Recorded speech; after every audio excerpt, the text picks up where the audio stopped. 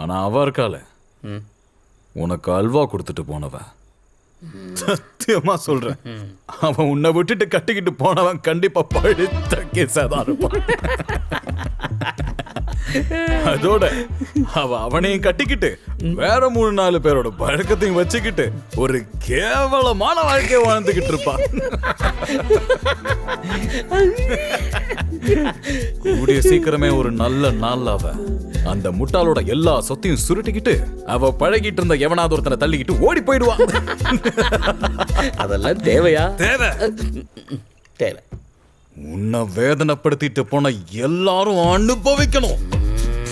அப்புறம் அவளை கட்டிக்கிட்டு அந்த முட்டா பையன் இருக்கானே, கொண்டாட்டி விட்டுட்டு போன அந்த சோகத்துல முழு பைத்தியமா ஒட்டு துணி கூட இல்லாம முன்னாடி சுத்தி திரியற நாள் கண்டிப்பா வரும்.